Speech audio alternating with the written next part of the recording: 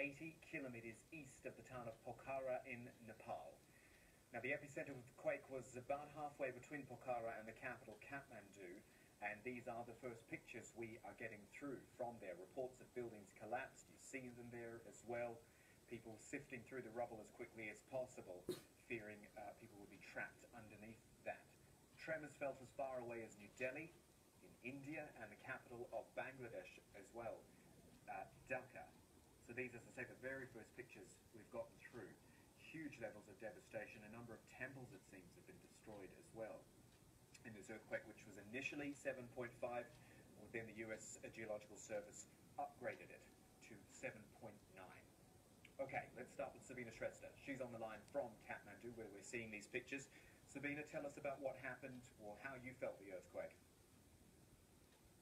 I was actually walking into a gallery when the earth started shaking, and the cameraman was pulling out his camera, fell on the ground, and as he walked out after the tremors stopped, there were lots of accidents on the main road. People had fallen off their bikes, they're down control.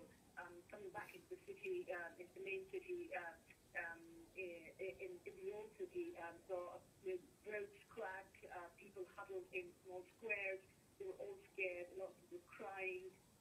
I just walked up the road from where I am, and there was a temple that was standing tall this morning. I just walked past that temple this morning. It's in rubble, there's nothing left.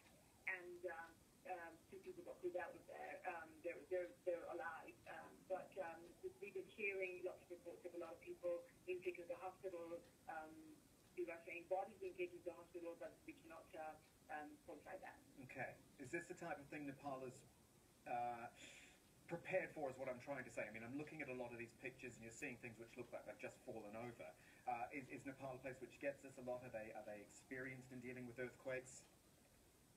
There has been a lot of conversation about it. People have been talking about it, but a lot of serious preparedness has not been there. Lots of some of the hospitals have been retrofitted, just to make sure that there are a lot of earthquakes when such a thing happens. But the schools are not. Thankfully, it's the weekend, and so most people are with their families. Around some of the buildings, they've got massive cracks in them, and people are not. I don't think they'll be comfortable enough to even walk inside the building in the next few days. Yeah, astonishing stuff. Just stay with me a second, Sabina, while we look at these latest pictures coming through. We're getting these unfiltered at the moment, coming straight to us. And we're seeing now people being treated. I mean, it looks like in the street. It's hard to tell at the moment, but certainly people on hospital beds. Yes, hospital beds in the street there, being treated here. This looks quite extraordinary. Obviously, earthquakes, they come out of nowhere, and they come, in this case, with a huge force of 7.9 magnitude. Can we just hold on a second with me, Sabina? Can we just have a look at the iPad here and have a look at some of the pictures I'm getting through as well? I just want to show viewers, in addition to these moving pictures, some of the stills we're seeing off Twitter. Now, have a look at this sort of thing there. Roads pretty much breaking through there. I'll just take you through some of the other pictures I've seen. We saw this a little bit earlier, pictures of buildings just straight out collapsing there. And if I can find the picture I saw earlier of a temple. Now, a lot of people have been tweeting pictures of this temple, which used to look like this. It's called the Dahara Tower. And the latest picture I'm seeing of that is this sort of state here. Completely brought down, just those sort of sharp fencings, if you like, left around what was previously a huge tower there. Sabina Shrestha, can you still hear me on the line there? Yes, I'm still here. In 1936, the tower had been brought down before, and it was rebuilt after the last earthquake. A lot of the temples around what you've been seeing of those temples, they were all rebuilt.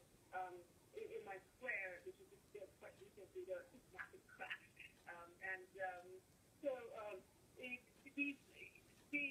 The thing is, this is Kathmandu.